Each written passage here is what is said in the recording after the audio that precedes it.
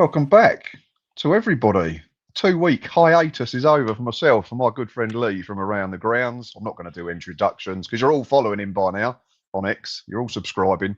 Yes, but another weekend in League Two saw good away wins for Bromley, Walsall, Oldham, and my club, the Gills. Finally, and there were cracking draws in 3 other games. Plenty of stuff to get through this week. We are now on episode 13 of the League 2 Hour. Lee, good to be back, mate, isn't it? It's been a long time.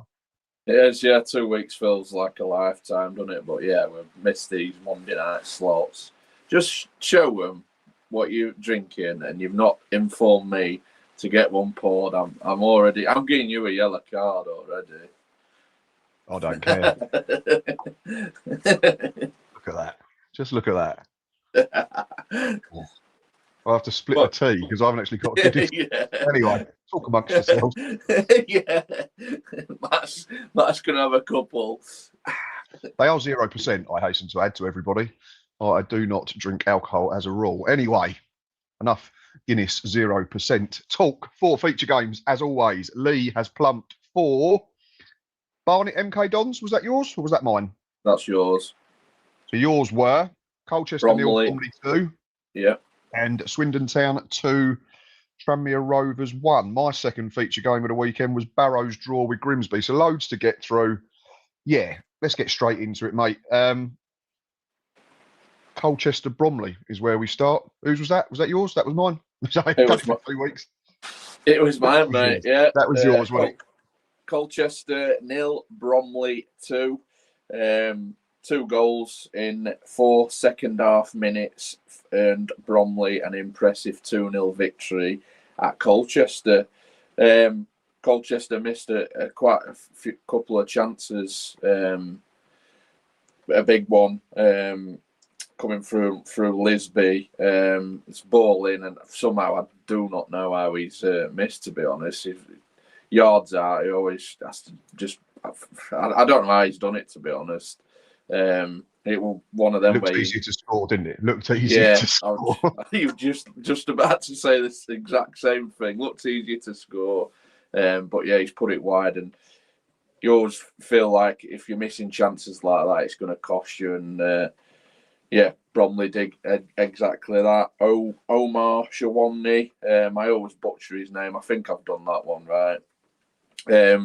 Gave the Ravens a 74th minute lead when he powered an header past Macy. I think the ball in was delightful. It's a striker's dream, but yeah, he's got his head on it. We're always destined to hit the next. The delivery were absolutely, yeah. He's just on a. Mitch Pinnock again, wasn't it? I think who's created like ridiculous amount of chances this season. Yeah, it's a delightful ball in. So that was 1-0, and then 4 minutes later, that man Cheek doubled the lead on the 78th minute when he finished clinically. I think he got brought down. Was it? I can't even. I'm not even going to pronounce his name. Ben Crowhouse or something. Yeah. Crowhouse. Yeah. Yeah, he got challenged in a box, and the ball just sat nicely to Cheek, and he just slotted home. You knew as soon as it popped off to him, it were going to be in the back of the net. He's absolutely lethal, and he's already proven again this season that he's lethal for Bromley. And I think he's a bit of a cheat code for this league, if I'm honest. I'd like to see him play a little bit higher because I think he's scored goals wherever he goes, if I'm honest. But yeah, 2-0. And that were probably, other than Arthur Reed's deflected effort, which Smith made a great save, tipping it onto the crossbar. But yeah, Bromley coming out 2-0 winners. Bromley now 9th, Colchester 16th in League 2. Yeah, it's another one of them weird games, isn't it, where you say Coley probably came in better form than Bromley, but we tend to realise in this division that you don't worry too much about form because that's just the magic of League 2. But yeah, really big win. I felt that one for Bromley on the road and just sort of kick-starts their season again a little bit. Right, let's do some comments and then we should jump into my first feature game. First one was by the main man himself. Lee wants your 3-word review on your team's performance at the weekend, and hit that like button. Absolutely do that. I did put on social media today that we'll be using my account on X and Lee's Around the Grounds account as the main focal points for the podcast. We tried to do a League 2 hour page, but it is just too time consuming. We both work full time and have other. So yeah, we're just going to stick with the 2 accounts. I'm not being funny. We got 16,000 followers between us. We should be able to spread the word. But yeah, if you can all go and follow and like and retweet, that always is hugely appreciated. Walsall Fantastic says gritty physical desire in terms of their 4-2 win at Newport. So we'll get back. We'll get onto their game in a little while. David Longley says good evening. Evening, mate. Dom, OAFC, Oldham fan. Good evening, gents. Hope you're both well. Very well. Young Finley is in the chat. Evening, Finley. Hello. Hello this week. Yes. Good to see you two. And if everybody's not seen it, go and look at Lee's socials. Seeing him back with Finley at Hillsborough in a week. That was really good to see. 2 legends of Sheffield. And he hasn't paid me to say that, but I have had a mouthful of beer. Yeah, I'll send it later, mate. Liam Welby's in. Hello, Matt. Well, I asked for Guinness and you only gave me 0%, so don't bother.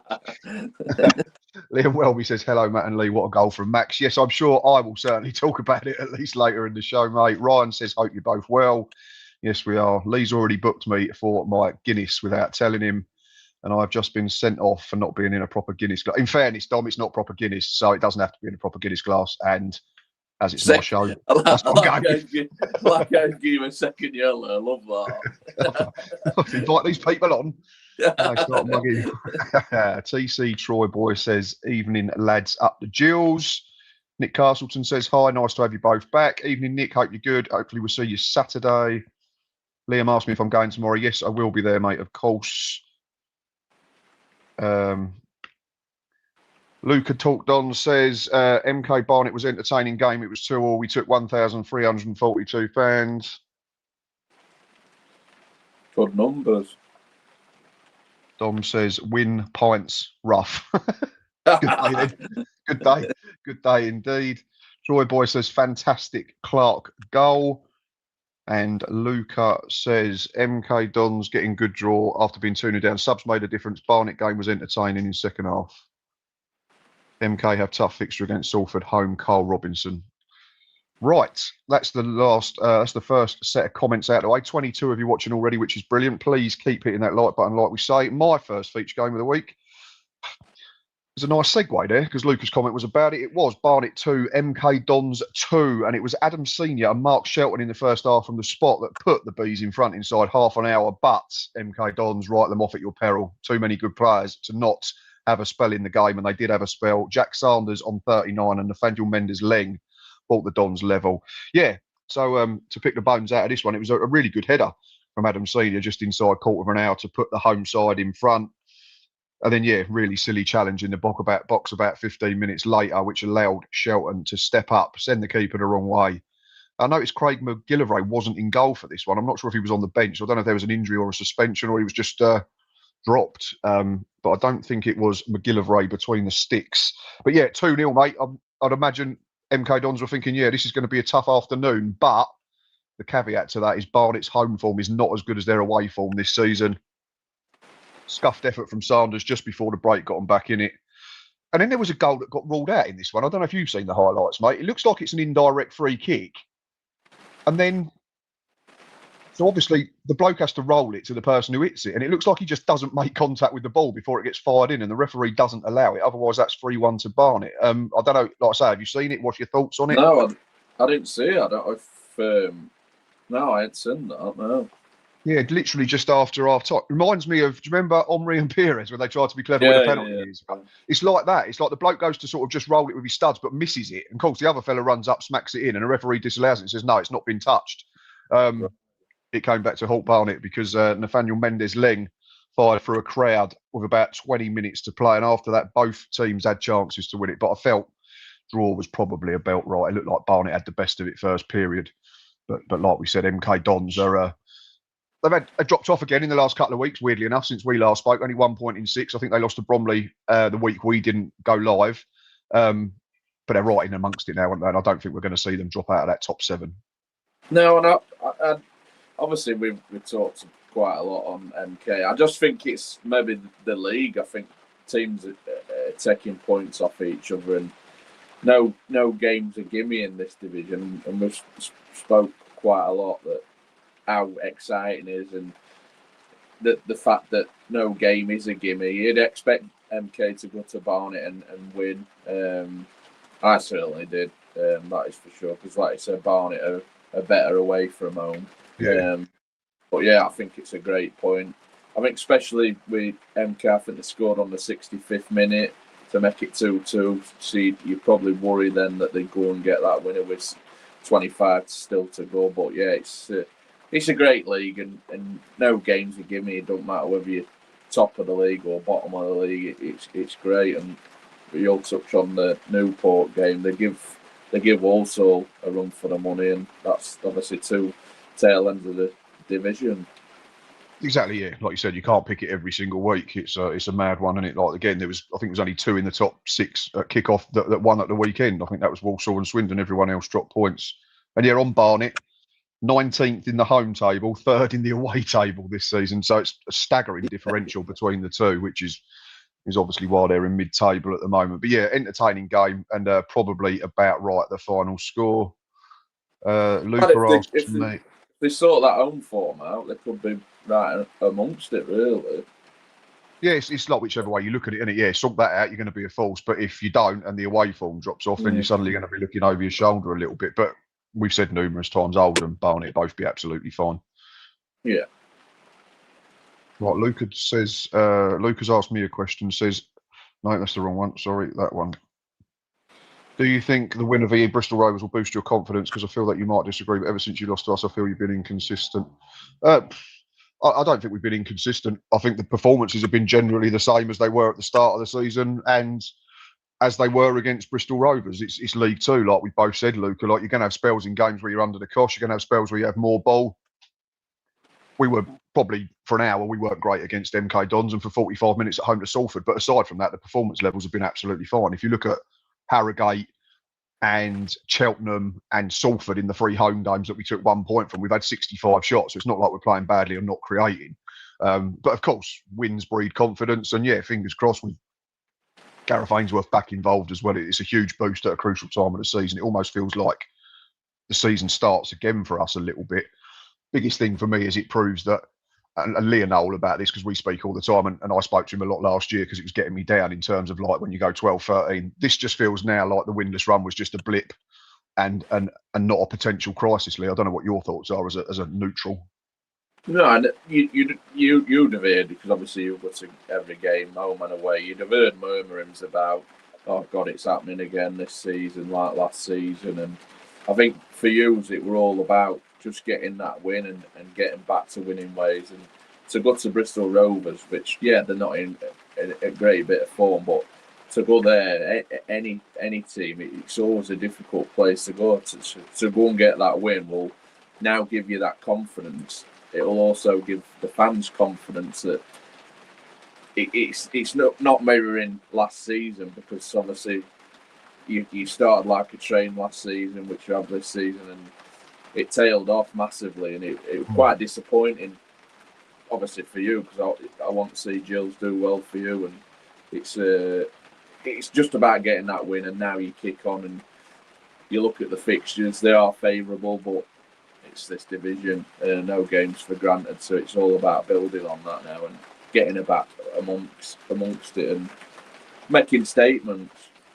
Absolutely, yeah. And I'm not saying that the Bristol Rovers wins season defining, but in terms of the next months, it gives you a lot of confidence, because I think we go Crawley, Barnet at home, and then Shrewsbury away in the rest of November. So now I'd fancy us to get points in the majority of them, like a decent sort of return. So, but obviously, if we hadn't got the win on the weekend, then it continues, and that the questions keep being asked and that type of thing. But yeah, enough about Gills. Obviously, it's not a Gills show.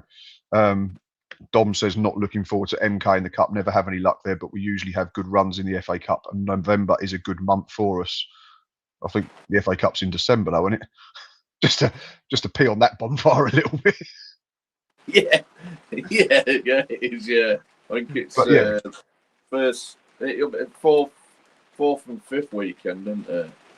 5th, 6th, 7th, and 8th. Yeah, the Friday, because the Gills game's been moved to Saturday the 6th, hasn't it? Because against Cole U, because we're both out of the cup. Yeah, so I think on that though, for me, I see MK looking more towards the league than what Oldham would, in a weird way, because of MK have spent the money. They need to get out of this division, whereas Oldham's just got promoted.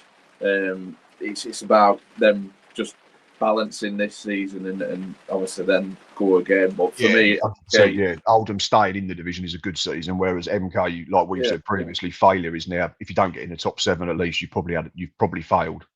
Yeah. So I can see MK resting a few. Maybe Oldham going there and nicking. I think Oldham will travel well. They'll bring big numbers, and yeah, it should be a good game, definitely. Another comment from someone that's quite familiar to everybody. Max Clark again. Was she singing it all the way again, ole, ole. She wasn't until she fell asleep, and then she was until she got to the KFC and was stuffing her face. But yes, it was it was being sung at full time, as was Gareth Ainsworth's Barmy Army, which was great to see as well. It was just brilliant having him back, and like you said, players coming back as well, like McCleary, Johnny Smith, and that type of thing only bodes well. It's competition for places and that type of thing, which is excellent. Right, mate, your second feature game of the weekend was Swindon Town against Tranmere Rovers. All the goals in the final 20 minutes or so in this one, weren't it? Swindon thought they'd won it. Tranmere thought they'd rescued it. Swindon went and won it. Yeah, mad one. Swindon back to winning ways after a sticky little period. I think 3 out a win in the league. I know they've won in the cup. I think it was a Virtue, and was it did they win in the FA Cup? I'm not sure. Yeah, the 93rd minute Monroe winner gets the 3 points. Town opened the scoring on the 74th minute. A quick counter, ball down the channel, and to be fair to Ollie Palmer, he's put the afterburners on. He seems to have got quicker in. I've watched him at Wrexham a few times, and he's slower, but yeah, fair play to him. He put the afterburners, got in behind. I'm not even going to try and pronounce this guy's name who gets the shot off. Promise something, yeah. Princewell. Yeah, is it Princewell? Yeah. Yeah, Promise is the lad at Bristol Rovers, isn't it? Yeah, sorry. He gets his shot off. Keeper makes a parry, and then Palmer puts it away to make it 1-0. And then Rovers levelled.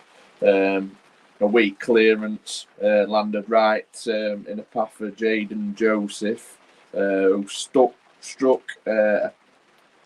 past a fierce shot before Kristen Dennis followed up to slot home on the 88th minute. And yeah, Swindon probably thought it's 2 points dropped. But then the Villa Loney, Monroe, notched his first EFL goal in some style. It was an absolute brilliant finish. 93rd minute winner.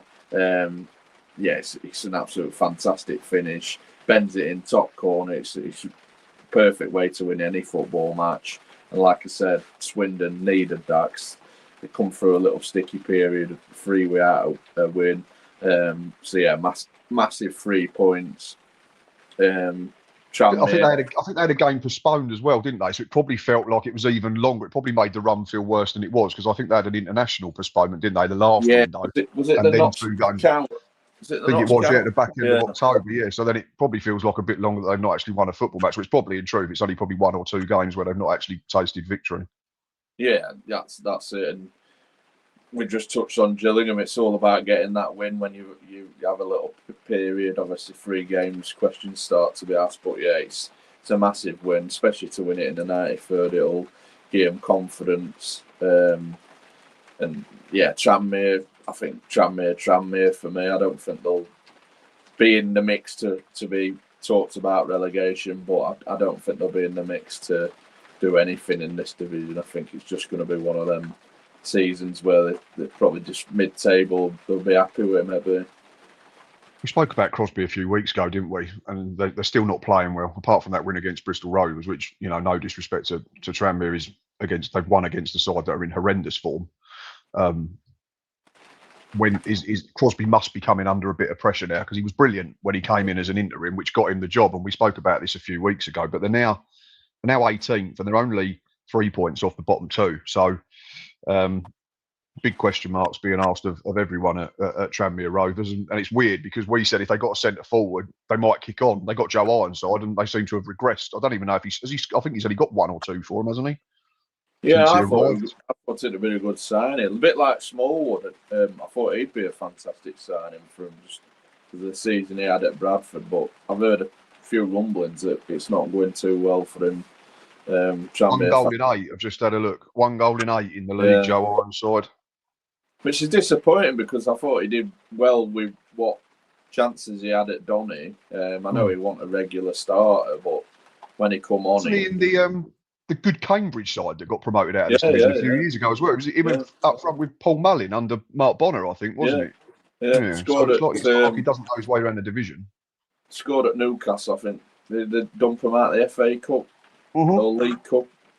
FA Cup, I think it was a few years ago. FA Cup third round when they went to St James's. Yeah, you're right. Yeah, interesting one. Certainly more questions and answers about Tranmere Rovers at the moment. Right, we've got a few more comments. David Hutchinson's in the group. Hutch Allam all the way from Calendar. Evening, mate. He says, hope I'm not tempting fate, but Gills have 2 home games that we should get maximum points from. That would cement our top 7 position. Yeah, Crawley and Barnet. I think, 4. Again, the caveat is the Barnet away form. So a draw against Barnet wouldn't be a disaster, but I think if you want to be trying to get promoted, you've got to beat Crawley at home. So 4 to 6 in them 2 games would be a really good return. What else have we got? There's not loads of comments coming in at the moment. So Ava's back. One for the Gills fans or anyone else who's seen both goals. Which was better, Max Clark or Johnny Smith's at Newport? Yeah, this was one chat that we was having on the coach. So I think Ava's got on that and asked a question. Yeah. I'm going to go Max Clark. I think the technique. I said Max Clark. I think technically it's harder to do, isn't it? Yeah. I think Johnny Smith's got the ball under control. It's on the floor, whereas Max has got to have a good first touch. Because if he doesn't have a good first touch, he doesn't even get the shot off. So for me, the first touch is more important than the finish. And the finish is bloody marvellous, wasn't it? For anyone who's not seen it. Right, we shall go to my second feature game, which was another 2-2 draw. There was a couple of good games that finished in a Desmond this week, and that was Barrow 2, Grimsby down 2. Another game, my friend, that looked over after 13 minutes or so, didn't it? It was 2-0 to Grimsby inside quarter of an hour. I think Danny Rose stooped ahead from basically on the goal line after a goalmouth scramble. Good to see him amongst the goals. He was one I picked out at the start of the season as a dark horse for top scorer, but I think he's had injury problems, and obviously the form of Jay's Caby has kept him out of the team and that type of thing. But it's one hell of a backup at League 2 level if Danny Rose is your option to rotate in and come off the bench. And then just inside 15 minutes, Kieran Green with a really smart finish got played in on goal. Stanway, I think, in the Barrow goal sort of came halfway and didn't really think he was going to get there. Really good finish from Green over him into an empty net. And then, excuse the poor pun, was Christy Pym on the Pims? Because he's made 2 absolute howlers in this game to get the Bluebirds back into the football match. The first one's a shot from distance from Raheem Harper, I think, from about 25 yards. I've not seen an angle sort of from directly behind it to say whether it sort of does a bit in the air and dips or whatever, but it just bursts through his hands, doesn't it? Goes or straight under him. It's a horrible error. And you think, okay, Barrow back in the game just before half time, and then there's going to be a bit of an onslaught, and Barrow are going to be up for it second period in front of their own crowd trying to get back into the game. Second one's even worse. This time it's Charlie McCann, I think it is. Gets both hands up, doesn't he? And it just bursts through his hands. One you can forgive.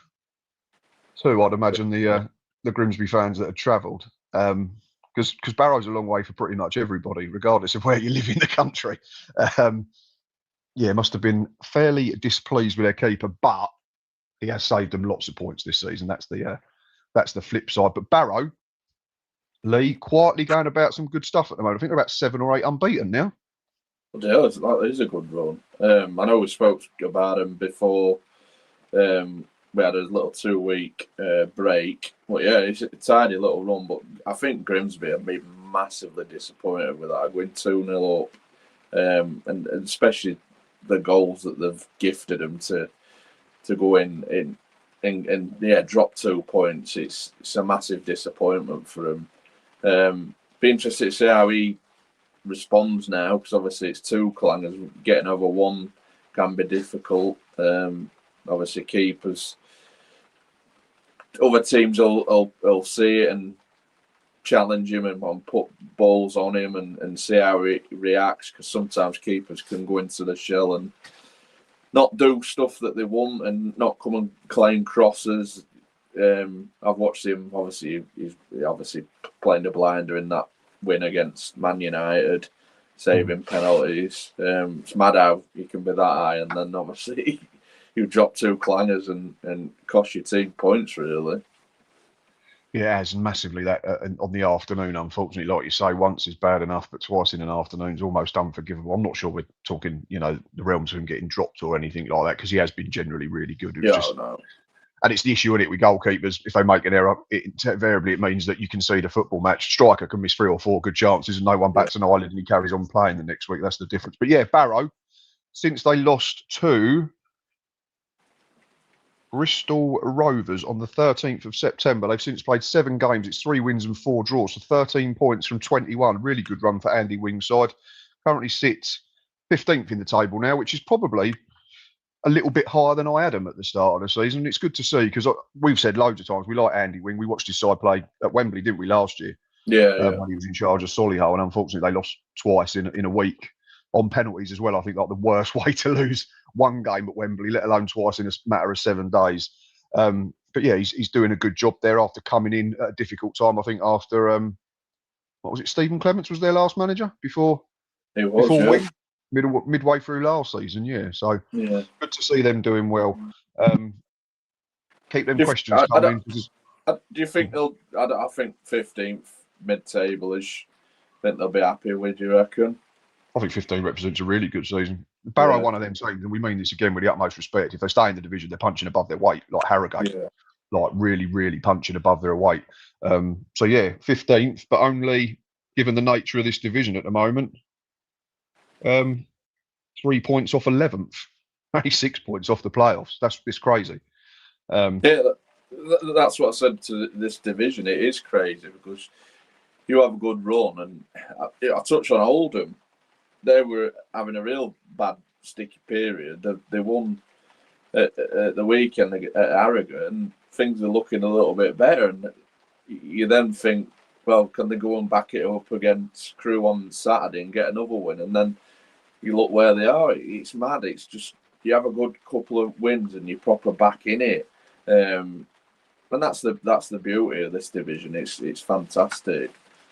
Yeah, Oldham funny side at the moment. They lost to us, didn't they? Then they won 3 on a bounce after signing the young lad Mellon, and then they went 5 without a win, and then they go to Harrogate. I know Harrogate not playing well. Harrogate, big disappointment for me at the moment, I must say. I know Neil, who we've got in our WhatsApp chat's not been happy. I think that's 6 defeats in 7 or something after a fairly solid start to the campaign, and I backed them to do fairly well. I think I had them 12th pre-season. But yeah, their form's dropped off the edge of the cliff at the moment. So concerning times for them, but we will get to them when we go through the video printer. Again, get them 3 word reviews in like Lee asked at the top of the show, and continue hitting that like button. Still 24 watching, which is not too bad at all considering we've had a couple of weeks off. See if we've got any more comments coming in. I think Dom mentioned about Dom's got a pie related comment, which we're always a fan of. Not too much to go off track, but that pie at Harrogate was ridiculous. Yeah, I think you can't eat anything else if you go Harrogate. Like their meal deals are absolutely superb, and chicken and mushroom was the choice at the weekend. But yeah, they do a few, don't they, mate? And they're all absolutely top tier. Yeah, the different class. It's proper all the trimmings and whatnot.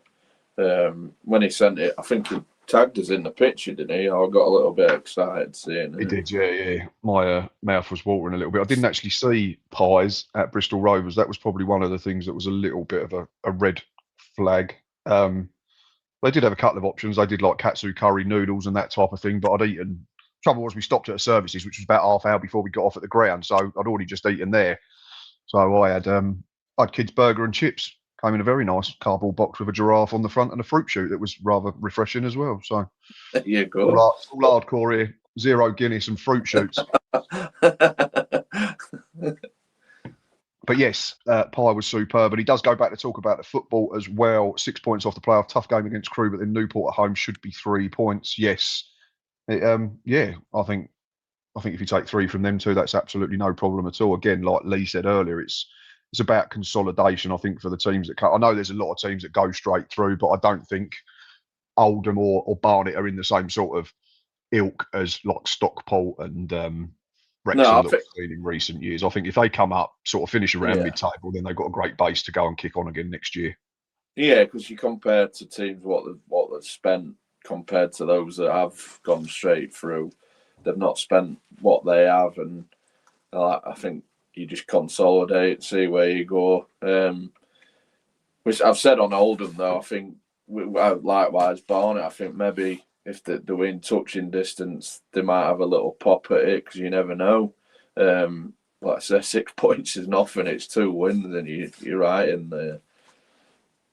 Absolutely, yeah, that's it. If you're sort of within striking distance, a win or so, like you say, it's worth maybe just investing a little bit. Obviously, within your means. We don't want any clubs being silly, but yeah, speculate to accumulate. To quite a famous wheeler dealer from the 1980s, growing up.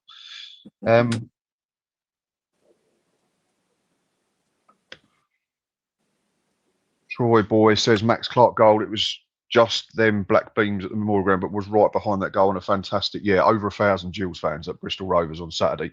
And if there are any Gas fans, and I said it on my review show, what a stadium. Have you been? No, I watched, well, I've seen obviously videos and stuff, but I watched your thing, and it does look lots of stuff to see outside and quality, so good. I said on the match review that I did on the channel Sunday evening, it reminds me of like a kid building like a Subbuteo stadium or a Lego stadium. It's like you've built loads of different bits and then you've put it around the pitch and you end up with the Memorial Ground. But it's great. It's quirky. It's a bit weird. That terrace makes a hell of a noise. That is it. The Thatcher's End. They make a lot of noise in there. I said to Stocky and Haver and Nick that was sat with at the weekend, there was a terrific din coming out of that. And it was great to see a ground that was full up. Quite often you go to grounds in League Two and, even like MK Dons, I know they're an example all the time, but 6,000-7,000, but in a big ground, it doesn't feel noisy. This proper ground, close to the pitch, it was a proper noise, both sets of fans going at it, because we was next to the home fans as well in the end that we were as well. So we weren't sort of on our own, away from the away fans. And really good advert for League Two. And there's plenty of stuff going on outside the ground as well. Really enjoyed it. That's a question we could pose to everyone. What's your favourite, like the teams in there this season? Obviously, you've got a couple of new grounds. What's your favourite ground that you've visited or you're due to visit that you like a look of? We shall put it in the chat. Best away ground as a visiting fan? ? Interesting on MK Donzo. I'd be interested. I've never asked the question. How many of them fans would rather? I know it's a great stadium, but would rather a smaller stadium so they can fill it and get that atmosphere generated. Yeah, I know what you mean. I'd much rather, because the talk about Gills since Gallon took over, shall we move? And they've come out and said there's no point until you fill up the current one. There's no point moving into a 20,000 stadium when you've got it a third full. So I'd imagine it's the same for MK Dons, but obviously I can't answer it. But Salford had that issue, didn't they, on the documentary? And obviously they were trying to move them to that. Is it the Lee Rugby ground? Which was daft because they don't get the numbers, so it just not be that atmosphere. So until you've got the fan base, I think it's I think it's better to be in a smaller ground that's sort of 80% full rather than a big ground that looks nice but is only 30-40% full, and it's just my issue with MK Dons. It's a great stadium. It's just Premier League quality. Like there's no point pretending, but it always feels like you're watching a friendly. So I mean, because everyone's so spread out. And even if like we take a good amount because it's close for us, it's only a couple of hours up the motorway. So we took 1,200, but because we're so far away from the away fans, you're almost just singing to yourselves, and then you don't get that to and fro, and it all just feels a bit flat all the time. Yeah, because they don't really put fans near you, do they? They put us in the bottom tier this year, which was a bit better, But we Yeah, went yeah. up there last season. They put us in the top tier, I so know, we were it's nowhere near anyone. ridiculous. And then you sing, and it just goes straight out the top of the ground. It was Yeah. really, really. It's annoying. But like I say, facilities wise, you can't fault it. It's the best in the division, but for atmosphere, it's probably bottom. Yeah, I'll just be interested to see what, because I bet quite a lot would rather have a smaller ground. Yeah, I think that would generally be the consensus. But let us know, people, whether it's your ground or another team's ground. Let us know what you think. Hutch has come back and said, I know I mentioned it elsewhere, but please shine some light on Bristol Rovers having advertising boards that collapse when pushed by a couple of fans. I'm going to say here, not to, and I'm not, because I don't know whose fault it was. Basically, Lee, there was an incident after our goal where I think a ball boy got hurt. We see him get taken away by the first aiders. He was fine, which is the main thing. But it looked like, obviously, as there was a little bit of a rush towards the front, one hoarding went, which I think clipped the lad, but it caused the concertina effect, and pretty much all of the hoardings along the front of the Gills fans then all fell. But I'm not saying it was the fault of Bristol Rovers. I'm not saying it was the fault of Gillingham. It just seemed that, I don't know, maybe they need to check whether they were fixed correctly, or it could have just been one of them freak accidents. But the main thing for me is the young lad was all right. He went and got treatment, and he was soon back out on the touchline doing his ball boy duty. But yeah, an unfortunate incident to what turned out to be a really good day for the Gills.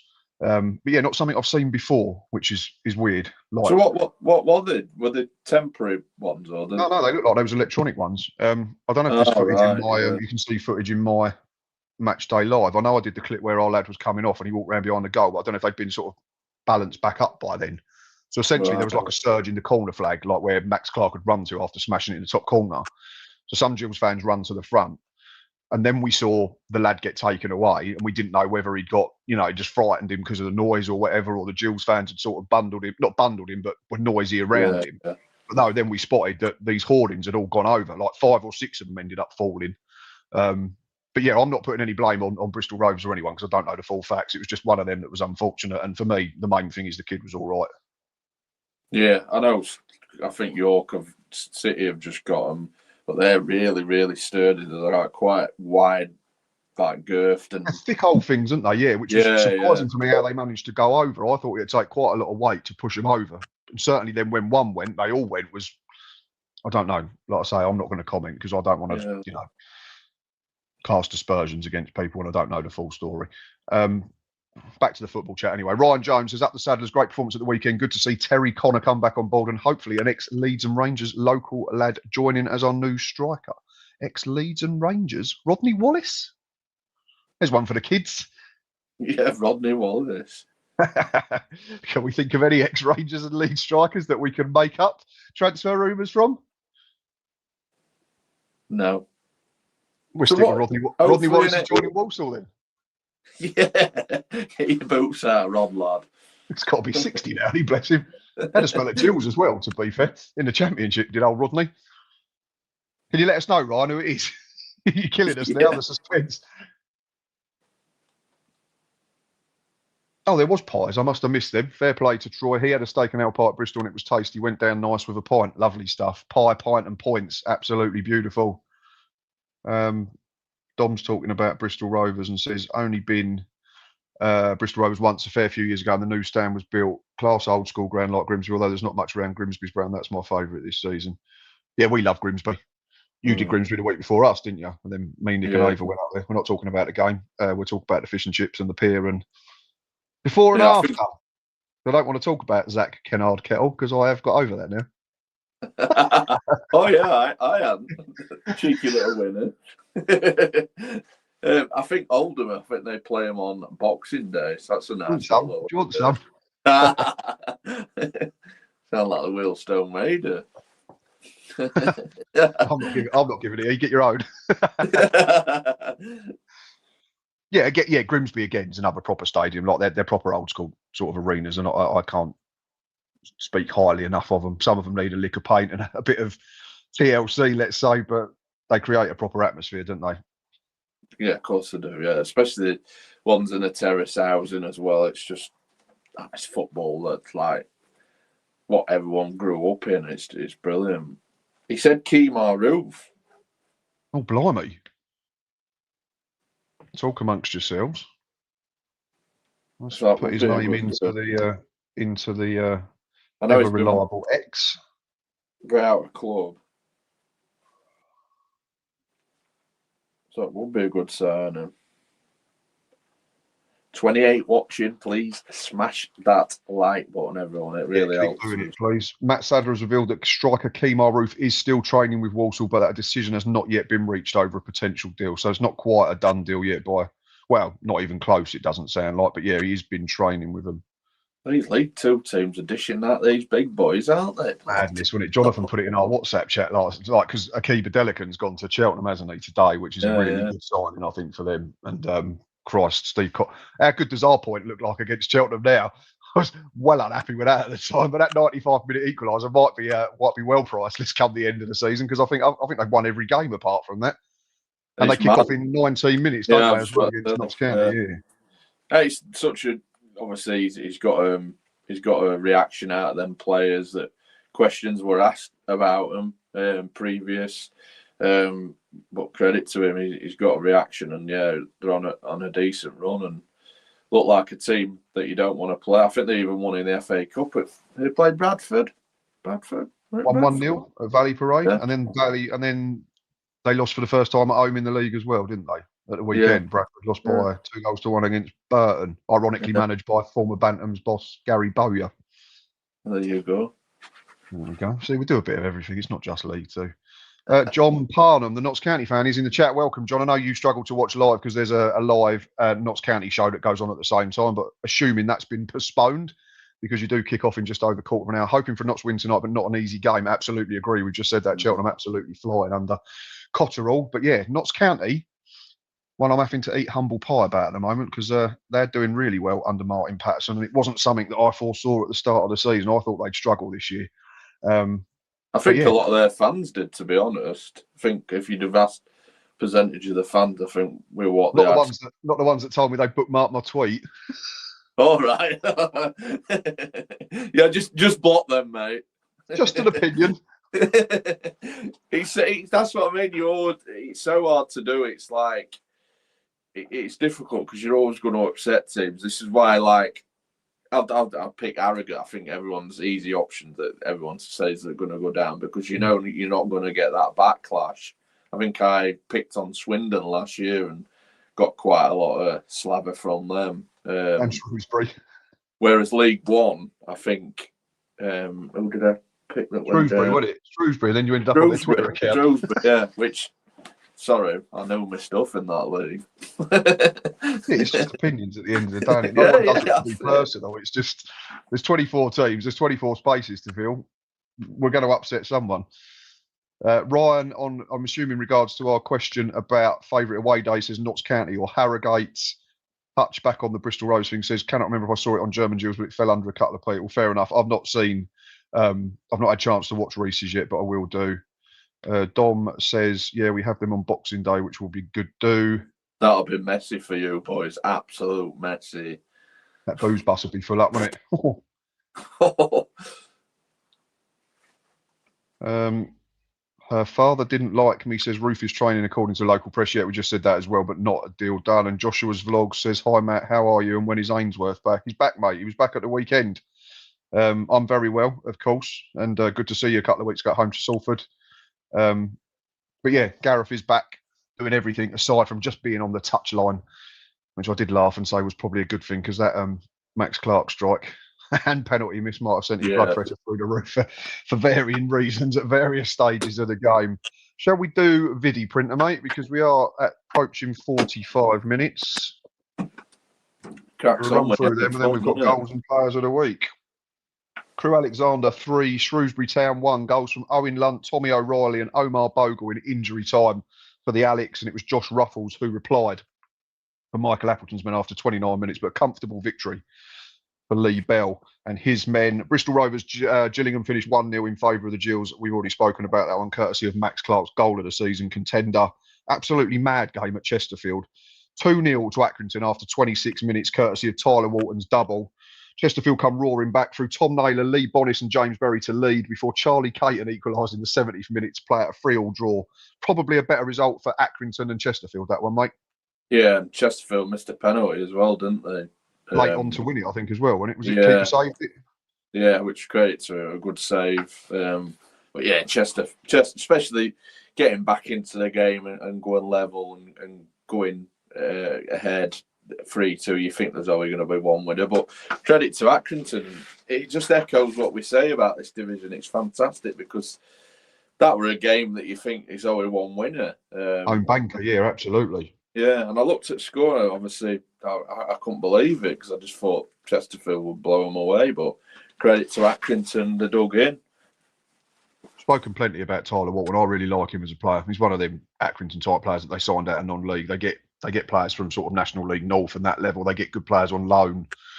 Is it the two Isaacs they've got on loan at the moment? Sinclair's permanent, and they came out of non-league. They got Isaac Heath on loan from Everton, I think it is. But yeah, Tyler Walton, I said he'd be important for him. Really good goals in that one. Next game was Crawley Town 2, Fleetwood Town 1. This game really changed on a red card after 10 minutes. I've not seen the first one. The second yellow for Zach Medley is a yellow card for me. And it is a daft challenge to make when you've already been booked. Team up against it. Goals from Louis Flower and Harry Forster put Scott Lindsay's side in control before James Bolton fired home an absolute belter to get his side back in it, but the Cod Army couldn't find an equaliser. Harrogate 0, Oldham Athletic 1. Manny Month, a version of an overhead kick, we call it, after 23 minutes, ultimately won the game for Mickey Mellon's side. Ryan Wood saw red on 79 minutes, but Harrogate didn't have enough about them to come back into the game despite a couple of chances. Mad game at Newport, which finished 4-2 in favour of the visitors and table toppers Walsall. Kai Whitmore put Newport in front on 16 minutes, but within 4 minutes, Walsall were in front thanks to Dan Conu and Ryan Finnegan. He then scored again after 37. Finnegan. Jed Garner pulled one back just before half-time, but Rico Brown restored a 2-goal lead for the Saddlers, which was not to be breached again as they go back to the summit. And Salford versus Cambridge happened. Yeah, it definitely. We always get a one game that happened at the moment, don't we? Yeah, 0-0 for anyone that's not realised what I'm talking about there. Yeah. So big wins for Oldham on the road. Big win for Walsall again. I think they dropped points in their last 2 or 3, haven't they? So that gets them back up and running, and a huge win for Crawley Town. Yeah, massive Walsall result, especially on the road, and then like I said, we got Oldham. They needed that one. I think Harrogate's always a tough place to go as well, but they're in a sticky little patch at the moment. I always think with Harrogate, though, they'll come through. I think they have these spells where they go on a little run that start losing games, and then they come through the other side. I think Harrogate's just one of them teams that do that. But streaky, aren't they? Yeah, streaky team. Right, I've got a few more comments and then we will do goals of the week. Josh Vlog says, when will Gareth be back at Gills? I'd imagine he'd be there Tuesday night, Josh, for the game against Wickham, certainly being against his former team as well. And yes, myself and Ava will be at the next home game, both Tuesday and Saturday. Dom says there will be 2 buses running to Grimsby. And yes, it will be a messy one. 2 booze buses. Cool. Booze busing convoy. What an afternoon. What a time to be alive. There certainly won't be any 0% Guinness on that coach, will there? Definitely won't be. You get chucked off. He also says, good job there isn't VAR in League 2. Master of the Dark Arts, Joe Garner with a swift uppercut to a Harrogate player before Manny Mont's superb bicycle. Oh, that's his own player, to be fair. He's just I'm sure there's no one from the EFL watching, Dom. And there'll be no retrospective ban coming Garner's way. He's essentially chinned someone in the build up to the winner. He got a love League 2. Yeah. Right. Should we do goal of the week? Because this might take a while. Go on, I'll let you, mate. I've got 5 honourable mentions. Such was the quality of the goals on show this week that I must have changed my second and third. I'm not changing my first. Yes, I'm biased. I know that gives mine away. But yeah, I changed second and third plenty of times. I've got honourable mentions for Kai Whitmore for Newport, James Bolton for Fleetwood, Josh Ruffles for Shrewsbury, Kieran Green for Grimsby, and Finley Munro for Swindon. But my top 3, in third place was Tyler Walton's volley for Accrington against Chesterfield. I think it was Isaac Heath that drove forward and had a shot that got blocked and it dropped out of the sky. Again, technically, it's brilliant from Walton. First time volley into the bottom corner through a crowd of players to put his side 1-0 up. Second place, and I think you'll be a fan of this one, was a really good team goal by Owen Lunt for Crewe against Shrewsbury Town. I think there was a great reverse ball to get this going from Max Sanders into the feet of Charlie Finney. He then drops a shoulder, cuts the ball back to Lunt, who just lets it run across him. And he bends an effort into the far corner to put his side into the lead, I believe.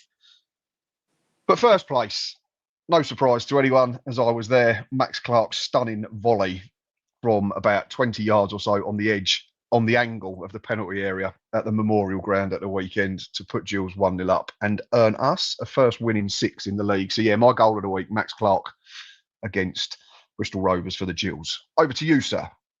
So number 3, he gets the Blues excited. Manny Monte, I like it. Overhead kick, big lad. I thought he shinned it. I'm so sorry if he's not. No, I'm rating it. I'm having it. Especially, he's a big gangly lad, isn't it? Yeah, it's a good finish. Yeah. Fair play getting that body weight off the ground to start with. That's it, yeah. Yeah, exactly. And then my second, Munro, 93rd minute winner, top corner. It's absolute great way to win a football match, and especially in the 93rd when they got pegged back. Absolutely brilliant. I think, like I say, his first EFL goal as well, so it'll be one to remember for him. And then my number 1 is Max Clark. Yeah, sure. You thought it's not even put it in top 3. No, Max didn't even flinch. Didn't even flinch. Unbelievable technique. Top corner. What a way to win it. And yeah, I think you got a great view of it. It was a little bit similar. I know obviously it was volley, and I think just the angle where we were when Bannon scored for Wednesdays the other day, it was just that similar angle. It was better than Bannon's. Your screen was better than mine, though. That was off the chart. Yours was sonic. Like, I think at one point of yours, there was only dogs that could understand that. It was that good. Mate, my screen comes out if I can go and watch a load of blokes down local park. That screen would come out. It just appears. I just let me send go. I just get carried away in the moment. But yeah, it's Max Clark. What Lee means to watch football. I don't think he means anything too seedy there. We're not talking sort of George Michael activities for anyone who's not sure. Yeah, I'm definitely not. No. Just go and watch a load of blokes in the park. Blimey, show cancelled. But yeah, what a way to win it, especially after missing the penalty as well. And that, to be fair, how bad was that penalty as well? I had a chat with Max, to be fair, on Instagram. But to be fair, he's done it about 5 times and the keeper's dived out of the way. But you look at absolute donut if the keeper stands up like Southwood does. But I'm not being funny. 12 yards is clearly just boring for Max Clark. So we said as we came out the ground, next time we get a penalty, someone's just got to lob it up outside the box and he'll just smash it in the top corner. Yeah, and to be fair to him, he scored some big goals for you, especially this season, but also last. I think the one, did he score at Accrington for a late equaliser or a winner? Scored this season was the winner. He got the 98th minute equaliser at Bromley this season as well from the spot. Yeah, went down the middle, ironically. Last season, I think he scored. I think he was, because it was Ainsworth that nominated him as penalty taker. He scored in Ainsworth's. Oh, he got the one at Accrington under John Coleman from that short free kick. Yeah. He then scored the equaliser from the spot against Harrogate and Colchester, I think, as well from the spot. Went down the middle, both of them and all. To be fair, so Luke Southwood clearly did his own work. Yeah, he'll not be going down middle for a long time, I should imagine. I'm not sure he'd be on penalty duty next time. But yeah, interesting one, because I know we've got Daki and Armani Little that take them as well. But yeah, I've just put up there what was everyone else's goal of the weekend. If you can put your choices in the comments, we'll try and show as many of them. Lee, do you want to give us your player of the weekend? Who did I go for? I can't even remember. I didn't even make it. I hope you've got the same one as me, because I've got a picture of him. Yeah, go on. Played for Walsall. You've thrown me now. Ryan Finnegan. Yeah, that's it. Yes. We do know what we're doing, honestly. It's me that's drinking as well, yeah, not Lee. It's because I messaged you late, didn't I? Coming home from work, and I totally blanked. For some reason, I thought I had someone else. But yeah, double for Walsall. Yeah, decent weekend for him, and a decent result for Walsall as well. Yeah, he's on loan from Blackpool, I think, isn't he? Yeah, just looking at his stats, played 78 minutes, 32 touches, 3 shots, 2 goals. Pass completion was 86%. 2 of them were key passes, and he won 70% of his duels as well. Yeah, it's a really good afternoon for the man on loan from League One. Mine, again, and it was very biased this weekend, and I make no apologies. It's a player that's got a bit of stick from Gills fans over recent weeks, since his time at the club, to be fair, which I don't understand. I don't get this obsession with thinking that League Two goalkeepers have to be brilliant with their feet. My player of the weekend was Jake Turner between the sticks for Gillingham, and I know Max Clark will grab all the headlines, but I thought Jake was absolutely immaculate. He's barely started a game this year, apart from, cup games, trophy games and that type of thing, but he got called upon early on in the Salford game and probably didn't have the best afternoon. I think he'd admit that, but it's hard when you get chucked in after a minute and you've not played in the league for a while, but he was absolutely brilliant against Bristol Rovers. Any cross that come into the box, he come and punched it, claimed it, commanding, was vocal, made a good save with his legs to deny Caven at 0-0 first half. I think he got fingers on one from a shot from the edge of the box just after we'd scored. And then I think you might have seen it, Lee, in the match day live. He makes an outrageous stop at the end, like point blank header, and he managed to get his hands up and clip it onto the bar. So for me, yeah, Jake Turner, player of the weekend for me, because without him, certainly that save at the end, we don't win the football match, and we're sitting here talking about Gills' winless run going on. So that's my reason. It's Jake Turner. Then you spoke on it. I think keepers, your number one aim as a football fan is for them to be a shot stopper. The feet, certainly at this level, yeah, absolutely. It's a bonus. If they're good with the feet, so be it. But majority of keepers, especially in League Two, come on, they're not going to be amazing with their feet. Exactly. And like we say all the time, if you've got a goalkeeper that's decent at doing the goalkeeping side of things, then he can play with his feet. He's probably not playing in League Two because he gets snapped up by someone in the Championship. So Dom's happy. He said, we have finally had a goal in the top 3. Yeah, I'm not even sure it's one of the best goals you've scored this season. I'm not going to lie. Lee's best scream was after Harrott's goal at Wembley. I do remember that one. I think there was a particularly good one when Bradford got promoted as well. Yeah. Not that we're saying that Lee supports more than one club anymore, but I just get carried away. You get caught up in the emotion, didn't you, mate? That's it. Absolutely. You can't enjoy it, then what's the point of doing it? Yeah, like obviously that Oldham goal were late, and then the Bradford goal were late. So you just put yourself in their shoes. You just think, sod it, I'm going with it and all. Absolutely, yeah. And like you say, it's if you're there and all them people around you are having fun, it's difficult to not get swept along, isn't it? That's the thing. Right, shall we have a look at the League Two table, because we've not looked at it for 3 weeks? We shall. We shall. Right, let me find it. There it is. Add that to the stage. There we go. In all its teletext glory again. It's still. By the way, did you see Middlesbrough? Oh my god! I didn't even spot it last time I went, but that was insanely good. So that was the League Cup final when they beat Bolton in 2004. Yeah, whoever's come up with that idea they need a pat on the back because it's brilliant. Oh yeah, they should have a statue built in front of it. To be fair, I saw it on your Instagram post and thought, wow, that looks incredible. And that's a big wall as well. That was really, really good. That's what I love about Bristol Rovers. And I hope, because Gills are looking at, I think Gills have had planning permission to build a fan zone. I hope they get stuff done like that. Like, we've got pictures up of legends in the Rainham end, but artwork like that, I've got a lot of time for. I love looking at it, walking around, filming it, taking photos of it. I think it's superb. There's one of Marcus Stewart at Bristol Rovers, club legend down there, and other previous heroes. I think Cheltenham have done something in their car park as well. Tranmere have got a load of good stuff outside, haven't they? You've been in Tranmere have got quite a few. Got that big wall where the one with all the Adidas trainers is class. Yeah. Absolutely love that. Yeah.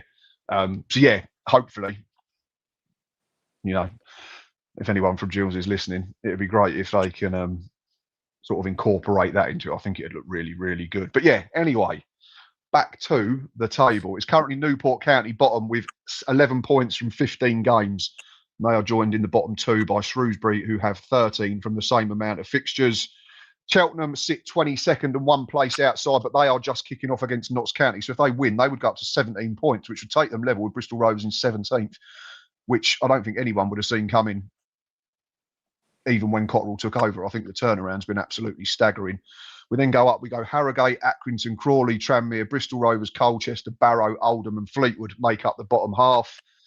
Then Cambridge sit 12th, Barnet 11th, Chesterfield are in the top 10, Bromley move back up to 9th, Notts County can go 3rd with a win in tonight's fixture. They're currently 8th at kickoff. Playoffs currently made up of Crewe Alex, Gills, Grimsby and MK Dons, and the top 3 is Salford, Swindon Town and Walsall, who sit proudly at the top with 29 points from 15 games. But I can't help but thinking, Lee, every time we talk about Walsall being top, everyone thinks about last season.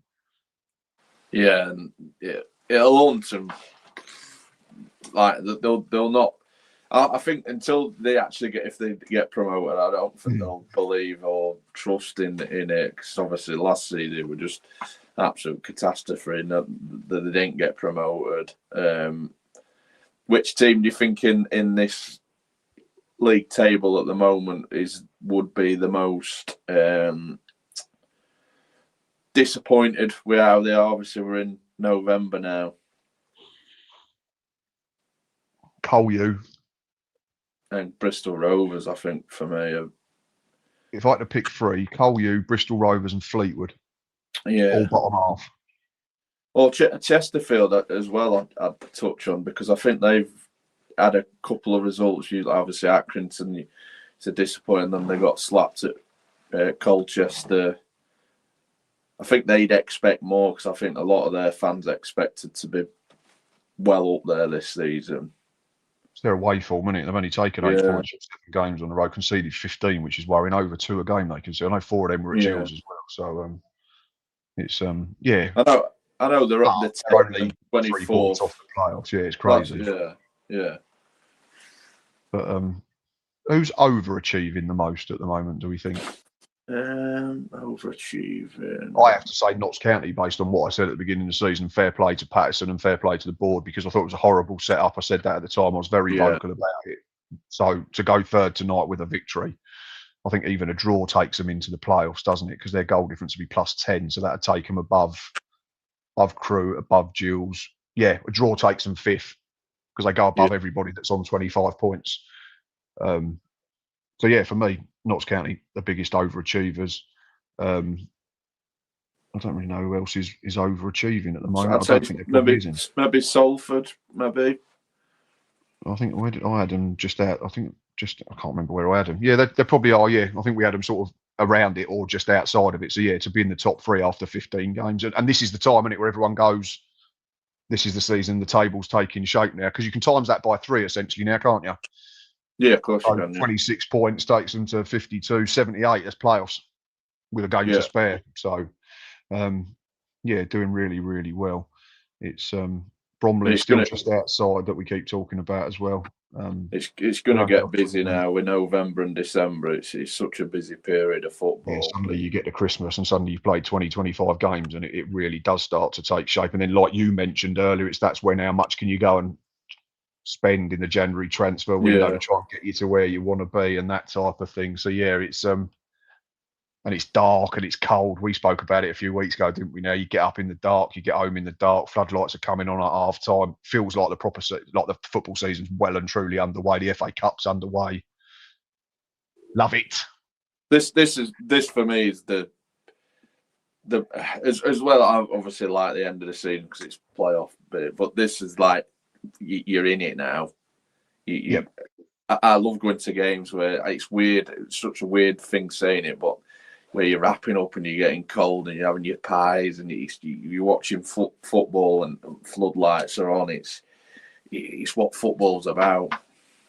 Absolutely, yeah. No, I really enjoy it. Like I say, I enjoyed the week off last week because it's been a busy start to the season. Like I say at the top of the show, we've both got jobs and lives and stuff that we have to deal with and all that type of thing. But we do this because we absolutely love it. So, yeah, good to be back. I believe you're off somewhere non-league in the week for another video, so I'm sure everybody will be checking that out. And yeah, I'm at Gills tomorrow against Wickham in the glamorous Virtu Trophy. League 2 on Saturday, which I'll be revealing closer to the time. That's fine. Yeah. Right, I've got one final comment from Josh, the Gills team, as a fan, and he asked if he can be in one of your videos. Of course, you can, Josh. Come over on Saturday. You know where I stand before the game. We'll get your score prediction ahead of the game against Crawley Town. 5:30 kick-off for us at the weekend, which is a slightly odd one, but I think it'll be on Sky. Hutch says best away ground Wembley, May 2026. Gills to be against to be confirmed. We're not going up automatically then, mate. Oh, negative. But a mad question, obviously, automatic. Would you rather do it automatic or at Wembley? Absolutely. We've had this chat before. We've been to Wembley and watched finals together. It's the best way to get promoted. You can't guarantee it. Yeah. Go on, mate. Oh, that was it. I'd love to. If you can say that you get to Wembley and you know you win, then absolutely you take that day out. But I'm not sure my ticker can take it. Like, not just feeling sick for potentially 3 games. It's not fun. It's nice going as a neutral. Yeah, it's great going as a neutral, but when you like their like your teams, that week build up, it is literally all you can think about. It's absolute. You've got that sick feeling because you just think, just do it, boys. Just don't not turn up, boys. And then when you, because my team's won and lost at Wembley, and that feeling of doing it, knowing you're always going to have that memory. That's what's brilliant. No one can ever take it away from you.